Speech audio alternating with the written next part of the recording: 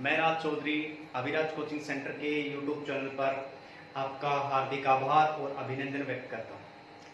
कैसे आप सब, उम्मीद करता हूँ बहुत अच्छे होंगे। दोस्तों, अपन ने इससे पहले पढ़ा था रेशियो का सेकंड पार्ट और आज ले चलता हूँ आपको रेशियो के थर्ड पार्ट की तरफ। और रेशियो के सेकंड पार्ट में आप जानते हैं कि मैंने आपको पढ़ाया था क्रॉस प्रोडक्ट मेथड। उसको जिसने वीडियो नहीं देखी है वापस जाके एक बार रिपीट कर लो ताकि आपको अच्छे समझ में आ जाए। तो आज डिस्कस करेंगे रेशियो का थर्ड पार्ट। रेशियो के थर्ड पार्ट में पहला क्वेश्चन है, फर्स्ट क्वेश्चन आपके सामने लिखा हुआ है कि किसी परीक्षा में पास और फेल का अनुपात कितना है? 25:4 है। मतलब पास और फेल का रेशियो, ध्यान देना, पास और फेल, ठीक है। किसी परीक्षा में पास और फेल का अनुपात है 25:4, मतलब पास हो रहे 25 और फेल हो रहे 4। आप कह रहे हैं यदि 5 अधिक ने परीक्षा दी होती, यदि 5 अधिक ने मतलब 5 लोगों ने ज्यादा परीक्षा दी होती और फेल होने वालों की संख्या में 2 की कमी होती, तो ये वाला अनुपात, ये वाला रेशियो 22:3 हो जाता है। तो परीक्षा में बैठने वालों की संख्या याद करो। देखो, इस क्वेश्चन के करने के दो तरीके होते हैं। एक तो तरीका होता है कि आप पास और फेल से डील करो, और दूसरा तरीका जो मैं आपसे डील करने जा रहा हूं वो ध्यान देना क्या तरीका है कि टोटल और यहां पे हुआ फेल, ठीक है। मतलब यहां पे टोटल संख्या लिखनी, यहां पे फेल। तो देखो, पहले 25 पास हुए थे, 4 फेल हुए, तो टोटल 25 और 4 कितने हुए? 29। समझ में आ रही है? 29। और फेल कितने हुए? 4, ठीक। और बाद में ये अनुपात कितना बन गया था? 22:3। तो 22 और 3, क्योंकि 22 पास और 3 फेल, तो कितना हुआ? 25। और फेल कितने भाई? 3। यहां तक क्लियर है? अब नीचे क्या लिखना है? जो टर्म्स एंड कंडीशंस क्वेश्चंस में गिवन है। क्वेश्चन में क्या गिवन है सर? 5 अधिक ने परीक्षा दी होती, 5 अधिक ने परीक्षा दी होती मतलब +5, है ना। तो फेल होने वाले की संख्या में 2 कम होता, मतलब -2। भाई 5 अधिक दे रहा है, +5 कम हो रहा है, -2। देखो क्या करेंगे, इसको इससे गुणा करो, कितना आएगा? 25 चौक 100, और इसको इससे गुणा करो, कितना आएगा? 87। 100 में से 87 जाएगा, कितना बचेगा भाई? 13। ये लो जी 13, ठीक। 13 यहां पे 25 दूनी 50, तो 50 किसका है? 50 है माइनस का, भाई माइनस का है ना। और 5 दिया 15, 15 किसका है? 15 है प्लस का, ये लो जी प्लस का 15। प्लस के 15 में से देखो, 25 दूनी 50, 50 माइनस का, 5 दिया 15, 15 प्लस का, तो माइनस माइनस कितना हुआ? Plus, minus minus plus. तो 50 और 15 कितना हुआ? 65, ठीक है। समझ में आ रही? 13 की वैल्यू 65, तो 1 की वैल्यू कितनी? 13 5 65, कट गया। 1 की वैल्यू 5 आ गई, क्लियर है। 1 की वैल्यू मेरे प्यारे दोस्तों 5 हो गई, तो आपको टोटल निकालना है, परीक्षा में बैठने वाले कुल विद्यार्थी निकालना है। कुल कितने थे? 29। 29 से आप यहाँ पे गुणा कर दो, आंसर कितना आ जाएगा? 145। समझ में आई चीज? मतलब मैं दोबारा रिपीट करता हूँ, क्वेश्चन कुछ इस प्रकार से है कि पास और फेल का जो रेशियो है 25:4 है। मतलब पास हुए 25 और फेल हुए 4, है ना। मैंने कहा क्वेश्चन को पास और फेल के मेथड से भी कर सकते हो, लेकिन वो थोड़ा सा बड़ा हो जाएगा, ठीक है ना। अभी जो मैं मेथड बता रहा हूं उससे कैसे करना है, टोटल और फेल का रेशियो लेना है। टोटल में बात करूं तो 25 पास, 4 फेल, तो 29 हो गए। और फेल कितने हुए? 4। फेल तो 4 ही है। उसके बाद ये टर्म्स एंड कंडीशन दे रहा था, और बाद में वही वाला रेशियो कितना बन जा रहा था? 22:3। तो आपने कहा 22 पास है सर, 3 फेल है, मतलब कि 25 हो गए, है ना। और वही फेल कितने? फेल वही 3 है, फेल 3 है, ये फेल 3। अब टर्म्स एंड कंडीशन क्या दे रही थी? सब 5 में अधिक ने परीक्षा दी होती और 2 कम फेल होते, है ना। अधिक मतलब +5, कम मतलब माइनस, राइट। अब देखो यहां पे 87, यहां पे गुणा करेंगे तो 100 में से 87 जाएगा 13, और ये कैलकुलेशन करोगे 65, ठीक है। तो 13 की वैल्यू 65, तो 1 की वैल्यू 5, ये कैंसिल आउट हो गया 5। 1 की वैल्यू 5 आ गई, आपको टोटल निकालना है। टोटल तो 29 है ना। तो 29 को 5 से गुणा कर दो, 145। क्लियर? चलिए इसकी फोटो ले लो या फिर इसका स्क्रीनशॉट ले लो, बहुत अच्छा क्वेश्चन है। और अब चलेंगे रेशियो के अगले पार्ट पे। रेशियो का अगला पार्ट दोस्तों है जिसमें कुछ छोटी छोटी प्रॉपर्टी है, जहां कहीं ना कहीं डायरेक्टली और इनडायरेक्टली क्वेश्चन में काम आएंगी। और काफी बार तो कंडीशंस पे, उन प्रॉपर्टी पे डायरेक्टली क्वेश्चन भी आपसे पूछ लेता है ना। तो कंडीशंस क्या है, वो प्रॉपर्टी क्या है, मैं आपसे डिस्कस करने वाला हूं, ध्यान दीजिएगा, ठीक है। पहली प्रॉपर्टी है, मैं आपसे बोलने लगूं कि A/B समानुपात C/D, क्लियर। तो इसको कैसे लिखते हैं? सब लोग जानते हो, A को D से मल्टीप्लाई करना है मतलब AD, और इक्वल टू B को C से मल्टीप्लाई करना मतलब BC। ये लिख सकते हैं। मतलब फॉर एग्जांपल अगर मैं आपसे बोलूं कि 2:1 3 समानुपात 4 अनुपात x। तो फिर किस तरीके से होगा, 2 को x से गुणा करोगे 2x, 3 को 4 से करोगे 12, ये कट जाएगा तो x की वैल्यू कितनी आ जाएगी 6। ठीक है, इस तरीके से क्वेश्चंस भी बन सकते हैं। ये तो हुई पहली प्रॉपर्टी। अब चलिए बढ़ाता हूं आपको सेकंड प्रॉपर्टी की तरफ। सेकंड प्रॉपर्टी क्या है साहब, सेकंड प्रॉपर्टी देखो ध्यान दो, मैं आपसे लिखूं, मैं आपके सामने ये चीज लिख दूं, ये कंडीशन लिख दूं कि if a b c d are in proportion, are in proportion, ठीक है, ये कंडीशन लिखी। अगर ये प्रपोर्शन में है तो फिर कंडीशन क्या होगी, मैं आपसे बोलने लगूं कि a upon b equal to c upon d, ध्यान देना, a upon b upon c upon d।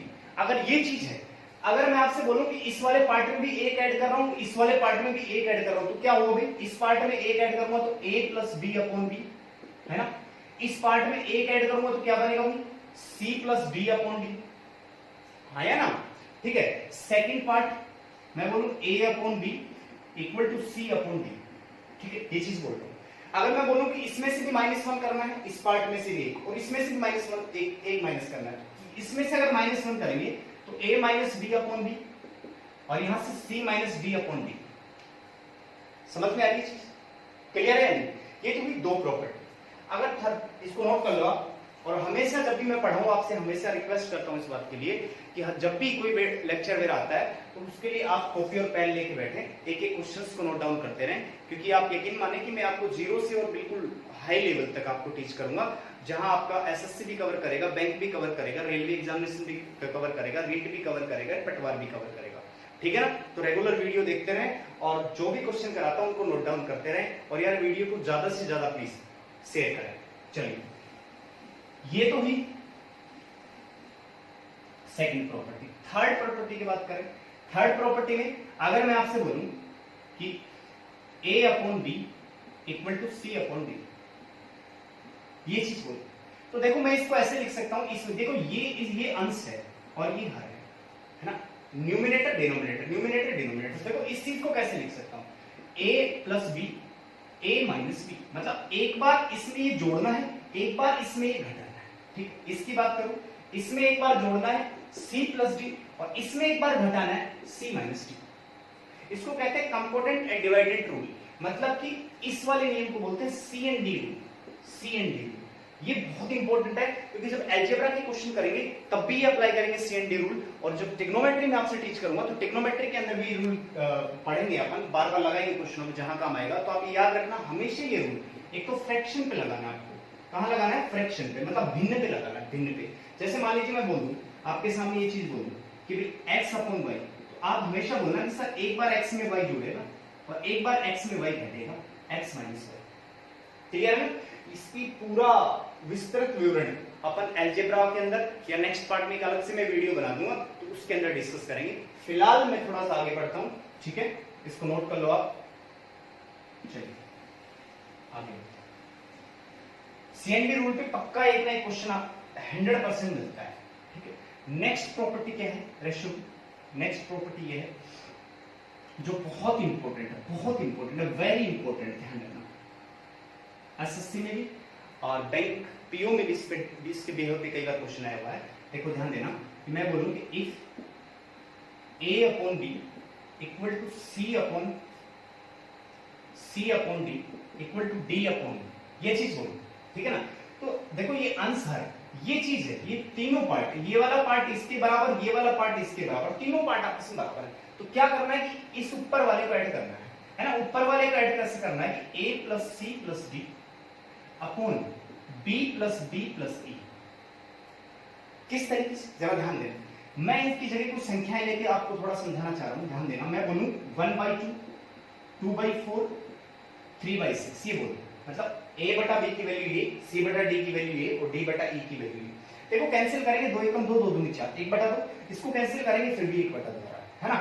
मैं कह रहा हूं इनको ऐड करो तीनों, 1 प्लस 2 प्लस 3, यहां पे 2 प्लस 4 प्लस 6, 2 प्लस 4 प्लस 6। प्यारे बच्चों 3 और 2 5 और 1 6, 6 4 10 और 2 12, ये कैंसिल होगा, कितना आएगा 1/2। और देखो यहाँ पे भी 1/2 आ रहा है क्योंकि यहाँ पे कैंसिल करोगे तो 1/2, 1/2, ठीक है। तो ये हमेशा आप ध्यान रखना कि अगर कोई तीनों पार्ट इक्वल है, ऊपर वाले पार्ट को भी ऐड कर सकते हैं और नीचे वाले पार्ट को भी ऐड करके इस तरीके से लिख सकते हैं। चलिए इसकी बेहो पे आगे क्वेश्चन देखते हैं, इसको मिटाते हैं। इसके बिहेव पे कुछ क्वेश्चन डिस्कस करते हैं। पहला सवाल आज की क्लास का सेकंड क्वेश्चन, पहला तो करवा दे। सेकंड क्वेश्चन क्या है, मैं आपसे बोलूं, सवाल सीधा सीधा बोलेगा a upon B plus C, B upon C plus A और C upon A plus B. आपसे बोलेगा भैया इसकी वैल्यू बताओ, बहुत इंपॉर्टेंट है, जरा ध्यान देना, इसकी वैल्यू बताओ। आपसे बोलेगा सीधी सीधी, तो आपको तो वही चीज करनी, इसमें ये तीनों पार्ट ऐड करने, मतलब कि a प्लस बी प्लस सी। छोटी छोटी बातें आपको हमेशा ध्यान रखनी है, ध्यान देना, हमेशा ध्यान रखनी है और ये चीज नोट डाउन करके रखना, ठीक है। ऊपर वाले ऐड कर लिए, नीचे वाले अगर मैं ऐड करूंगा तो प्यारे भाई ध्यान से देखना, a और a कितना हो गया 2a, ठीक है। b और b कितना हो गया जी 2b हो गया जी। c और c कितना हो गया जी 2c हो गया, ठीक। अब आप एक चीज देखो, यहाँ पे भी दो, यहाँ पे भी दो, यहाँ पे भी दो, हर जगह दो आ रहा है, हर जगह दो आ रहा है, तो भैया दो कॉमन ले लो, है ना। अब यहां से देखो ऊपर वाला पार्ट और नीचे वाला पार्ट तो सेम है, अगर इस सेम है तो कैंसिल हो जाएगा, आंसर कितना बनेगा 1/2। लेकिन भैया ये 1/2 किस कंडीशंस में बनेगा, जरा ध्यान देना, ये तभी 1/2 आंसर तभी होगा जब क्वेश्चंस में ये कंडीशन होगी कि a plus B plus C not equal to 0। समझ में आएगा? देखो क्वेश्चन में क्या करेगा, डायरेक्टली आपको ये चीज देगा कि इसकी वैल्यू बताओ, इसकी वैल्यू बताओ, और कंडीशन ये देगा कि यदि a plus B plus C not equal to 0, ये तभी कटेगा, a plus B plus C, ये वाला पार्ट इस पार्ट से तभी कटेगा जब तीनों का सम 0 के इक्वल नहीं होगा। अगर ये कंडीशन क्वेश्चन में ना दे, ये कंडीशन दे दे कि a plus B plus C equal to 0, भाई ये कंडीशन होगी तब तो आंसर 1/2। अगर ये कंडीशन ना दे, आपके सामने ये वाली कंडीशन दे तो आंसर कितना होगा, तो आंसर होगा -1। देखो कैसे होगा, ध्यान देना, a अपॉन बी प्लस सी। देखो काफी स्टूडेंट ऐसे भी सोच रहे हैं कि सर ऊपर पहले आपका ये आपने ये लिखा था a प्लस बी प्लस सी और नीचे दो कॉमन ले लिया था, a plus B plus C ये लिखा था, है ना। और बच्चे सोच रहे होंगे कि सर ये तीनों का सम अगर 0 है तो इसका मतलब सर ऊपर भी 0 और ये वाला पार्ट भी 0, मतलब इसकी वैल्यू आप तो 0 बता रहे और ये भी 0, तो 0 अपॉन 0 क्या होगा, इनफाइनाइट। इनफाइनाइट नहीं होगा आंसर, इनफाइनाइट नहीं होगा आंसर, -1 होगा, इनफाइनाइट नहीं होगा। देखो कैसे होगा -1, वो ध्यान देना। अगर मैं इस पार्ट की बात करूं a, जैसे यहाँ पे क्या है b प्लस सी की वैल्यू चाहिए, तो देखो यहाँ प्लस a है, ये इधर जाएगा तो कितना बनेगा प्यारे भाई -a, ये लो जी -a। ऊपर b, इसकी जगह इसी तरीके से -b और इसकी इसी तरीके से -c, ये कैंसिल आउट हो जाएगा, यहाँ भी -1, यहाँ भी -1, यहाँ भी -1, तो आंसर कितना आ जाएगा जी -1 आ जाएगा। तो ये ध्यान दीजिएगा इस सवाल का 1/2 आंसर तभी पॉसिबल है जब a plus B plus C not equal to 0, और इसी सवाल का -1 आंसर तब पॉसिबल है जब a plus B plus C equal to 0, ठीक है। चलिए बढ़ते हैं इसी टाइप के और क्वेश्चन में, दिखाता हूं आपको इसी टाइप के 1-2 क्वेश्चन और करते हैं अपन। अगला सवाल देखो, अगर इसी तरीके से सवाल में दे दे a upon a plus B plus C equal to b upon a plus B plus C equal to c upon a plus B plus C, आपसे कहते भैया इसकी वैल्यू बताओ, डायरेक्टली बोलेगा, इतना सा पार्ट बोलेगा, ठीक। अब चाहे इसको अलजेब्रा बोल लो और चाहे इसको रेशियो बोल लो, रेशियो में भी कई बार ये सवाल आ जाता है, बुक्स में देखने को मिल जाएगा, और अलजेब्रा में भी ये सवाल देखने को मिल जाएगा। तो देखिए मैंने तो एक ही चीज बताई थी, अंश वाली चीज को ऐड करना है, हर वाली चीज को ऐड करना है, न्यूमरेटर वाली चीजों को ऐड करना है और डिनोमिनेटर वाली चीजों को ऐड करना है। तो इसका आंसर क्या होगा जी, इसका आंसर होगा ऊपर वालों को ऐड कर दो 1/3 आना चाहिए। कैसे आना चाहिए ध्यान देना, इन तीनों चीजों को ऐड करेंगे a प्लस बी प्लस सी, ठीक है, ठीक है। इस पार्ट में ये वाला पार्ट तीनों पार्ट ऐड करेंगे, और जब तीनों पार्ट ऐड करेंगे तो a और a कितना 3 है। सेम इसी तरीके से b और b कितना 3, और सेम इसी तरीके से क्या 3c। अरे बोलो आया ना, ठीक है। चलिए अब 3 कॉमन आएगा, क्योंकि 3 सभी जगह 3 कॉमन आएगा, है। अगर 3 कॉमन आएगा तो ये कट जाएगा, क्योंकि ऊपर भी a प्लस बी प्लस सी, नीचे भी a प्लस बी प्लस सी, भैया कटेगा, तो आंसर हमेशा क्या बनने वाला है जी 1/3 बनने वाला है, ठीक है। चलिए आगे बढ़ाता हूं, इसको मिटाता हूं। नेक्स्ट क्वेश्चन, आपसे मैं बोलने लगूं a upon a plus 2a plus bc and आगे बोलूं b upon a plus 2b plus c, आगे बोलूं c upon a plus b plus 2c। इसकी वैल्यू बताओ। सेम चीज है, वही चीज करनी तो वही चीज है ना कि एक बार नीचे वाले को ऐड करना है और एक बार ऊपर वाले को ऐड करना है। ठीक है, न्यूमरेटर वाले को ऐड करना है तो न्यूमरेटर वाले को ऐड करेंगे a plus b plus c। नीचे वाले भैया इन सबको पार्टों का आप ऐड करोगे ना तो क्या बनेगा, जरा ध्यान दो। 2a और a 3 और एक 4a। b की बात करें b 2b 3 और एक 4b और इसी तरीके से 4c। 4 सब में आ रहा है, 4 हटा दो, कॉमन आएगा ना, सब में आ रहा है तो 4 हटा दो। अब जरा ध्यान देना, ऊपर भी a प्लस बी प्लस सी, नीचे भी a प्लस बी प्लस सी, तो भैया a प्लस बी प्लस सी से ये कट जाएगा और अगर ये कट जाएगा तो आंसर कितने आने वाला है, 1/4। यस और नोट क्लियर? आगे बढ़े, मजा आ रहा है? चलो उसी कंडीशन की बात करते हैं।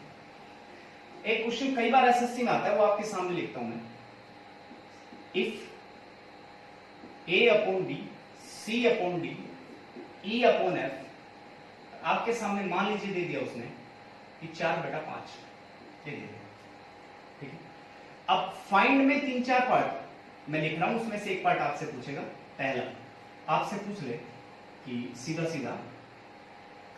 कि आपसे पूछ ले 2a बटा 2b plus 3c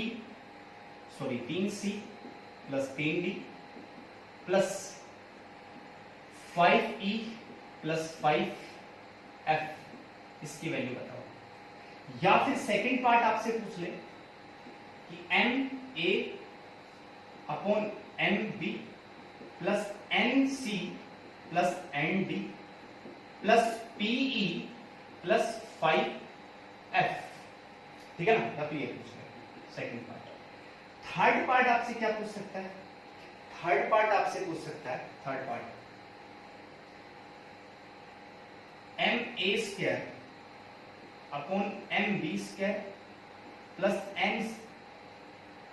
nc square upon nd square plus pe square upon 5f square. सवाल आपके सामने ये गिवन होगा, ये देकर के तीनों पार्ट में से कोई भी दे सकता है। मतलब यार ये दे के या तो ये चीज देगा, आपसे ये दे देगा और ये इसकी वैल्यू पूछ लेगा, या फिर ये दे देगा इसकी वैल्यू पूछ लेगा, या फिर ये दे देगा इसकी वैल्यू पूछ लेगा। तीनों पार्ट में से कोई भी एक पार्ट आपसे पूछ सकता है। तो स्टूडेंट आप लोग क्या करते क्या हो, और वाजिब है यार, मैं होता तो मैं भी आपकी तरह पढ़ रहा होता, प्रिपरेशन कर रहा होता उस टाइम पे, तो मैं मेरे दिमाग में सीधा क्लिक ही होता है कि सर a की वैल्यू 4, c की वैल्यू 4, e की वैल्यू 4, b की वैल्यू 5, d की वैल्यू 5, f की वैल्यू 5, है ना। और ये सारी वैल्यू यहां रख देंगे, कैलकुलेशन कर लेंगे, आंसर आ जाएगा। लेकिन उसमें टाइम लगेगा, वो मेथड वाजिब नहीं है सर, ठीक है ना।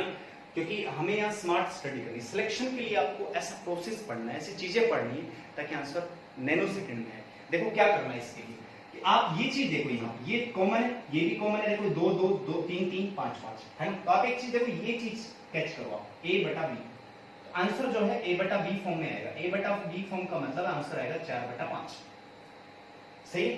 अब यहाँ पे देखो ये चीज सेम है, ये चीज सेम है, सॉरी यहाँ p है, p क्योंकि सेम आएगा ना, m है ना। तो यहाँ पे भी आंसर कितना आएगा, a/b मतलब 4/5, सही। यहां पे आंसर क्या आएगा, ये वाला पार्ट उठाना है, a square upon b square, ठीक। a square upon b square मतलब 4 का स्क्वायर 16 और 5 का स्क्वायर कितना, 25, आंसर आएगा 16/25। उम्मीद करता हूं आपको बहुत अच्छे समझ में आगे होगा। चलें आगे बढ़े दोस्तों। हमेशा एक चीज ध्यान रखना है, अगर कोई इसमें से पार्ट समझ में नहीं आए तो वीडियो को बैक करके देखो। अगर कोई चीज समस्या आपको आ रही है किसी पार्ट में तो आप मुझे कमेंट करके बताओ। अगर कोई और प्रॉब्लम आ रही है तो आप मुझे डिस्कस खुल के कर सकते हो, ठीक है, कमेंट कर सकते हो, या फिर मुझे पर्सनली व्हाट्सएप पे भी मैसेज कर सकते हो। इसके लिए मेरा व्हाट्सएप नंबर है 8529630024, राइट। कोई भी इसमें से कोई भी पढ़ाए हुए पार्ट में कोई भी दिक्कत है, और हमारा ऐप है, ऐप का नाम Abhiraj coaching, Abhiraj coaching classes. जैसे आप प्ले स्टोर पे जाएंगे, अभिराज कोचिंग क्लासेस टाइप करेंगे तो वहां से आप ओपन करके अपना नाम, नंबर, ईमेल आईडी डाल के आप डाउनलोड कर लीजिए। उसके अंदर दोस्तों जैसे मैं रेशो पढ़ा रहा हूँ तो रेशो का आपका पूरा पीडीएफ मिलेगा, पार्ट 1 पार्ट 2 मैं यहाँ पढ़ा रहा हूँ, वहां आप उन चीजों को डिस्कस कीजिए। लास्ट में अगर कोई प्रॉब्लम आती है तो मुझे बताइए, उन सबकी एक प्रॉब्लम क्लास भी हम लोग लगाएंगे। ठीक है, आगे चलते हैं नेक्स्ट पार्ट की तरफ।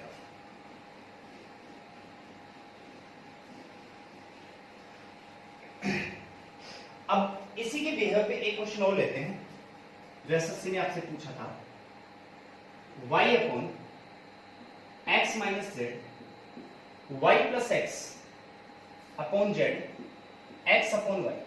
ये चीज गिवन थी और फाइंड क्या करना था जी, निकालना क्या था, 2x plus 3y upon 4z, ये आपको निकालना था।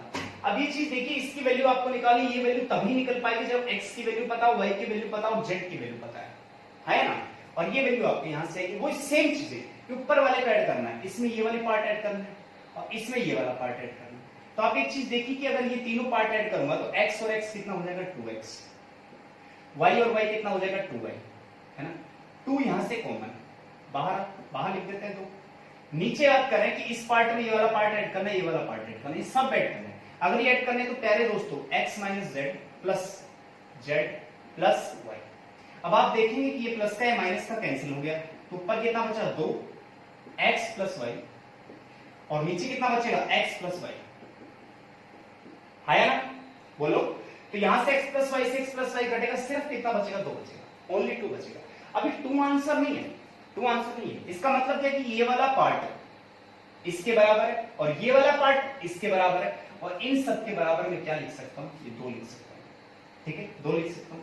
अब ये 2 लिखने का क्या मतलब है, देखो यहां लिख देता हूं अलग से। ये 2 लिखने का क्या मतलब है, इस पार्ट को मैं ऐसे लिख सकता हूं भाई, x upon y equal to 2 upon 1, मतलब x की वैल्यू 2, y की वैल्यू 1, x की वैल्यू 2, y की वैल्यू 1। मुझे तो वैल्यू किसकी चाहिए, z की चाहिए। अब z कौन से पार्ट में, इसमें तो है नहीं, इसमें है या इसमें, तो या तो आप इस पार्ट को इसके बराबर करो या इस पार्ट को इसके बराबर करो। ठीक है, इस पार्ट को इसके बराबर करते हैं, y plus x upon Z बराबर x अपॉन वाई। ठीक है, अब यहां पे लिख सकता हूं इसके बराबर 2/1, मतलब ये पक्का है कि x की वैल्यू कितनी है 2 और y की वैल्यू कितनी है 1। x की वैल्यू 2, y की वैल्यू 1, 2 और 1 3, नीचे कितना है z। ठीक है, यहां पे कितना लिख सकता हूं मैं 2/1, बोलो है ना। अब देखो z को 2 से क्रॉस मल्टीप्लाई करेंगे ना, z को 2 से करेंगे तो 2z और 3 को 1 से करेंगे तो 3, z बराबर 3 और 2 गुणा में है, नीचे आएगा तो किसमें भाग में, तो z की वैल्यू आ गई 3/2। इस z की जगह मैं लिख सकता हूं, इस z की जगह लिख सकता हूं 3/2, बस आंसर आ गया 7/6 आएगा। 2 दूनी 4, 3 एकम 3 और 2 दूनी 4 और 2 तिया 6, ऊपर 7 बनेगा नीचे 6 बनेगा। समझ में, मतलब कहने का मतलब क्या है कि पहले तो तीनों पार्टों को ऊपर वालों को ऐड किया, फिर नीचे वाले को ऐड किया, जैसे ही किया केमिकल कैलकुलेशन किया 2 आ गया। 2 किसके बराबर है, ये इसके बराबर, ये इसके बराबर, इनके बराबर 2 है। इसका मतलब देखो इस पार्ट को मैं अलग से रखा है, x की वैल्यू 2, y की वैल्यू 1, x की वैल्यू 2, y की वैल्यू 1, 2 दूनी 4, 3 एकम 3, 4 और 3 7। नीचे z की वैल्यू चाहिए, z की वैल्यू या तो z इसमें या z इसमें, या तो मैं इसको इसके बराबर रखूं या फिर इसको इसके बराबर रखूं। तो मैंने क्या किया कि इसको इसके बराबर रख दिया, इसको इसके बराबर किया, तो मुझे पता है कि इसके बराबर, अगर ये दोनों पार्ट को बराबर रखते तो इनके बराबर 2/1, किसी भी संख्या के नीचे कुछ नहीं होता, 1 होता है। तो ये भी तो रख सकता हूं, x की वैल्यू 2 यहाँ, y की वैल्यू 1 और यहां से कैलकुलेशन किया, z की वैल्यू 3/2, 3/2 यहां रख दिया, आंसर कितना आ गया 7/6।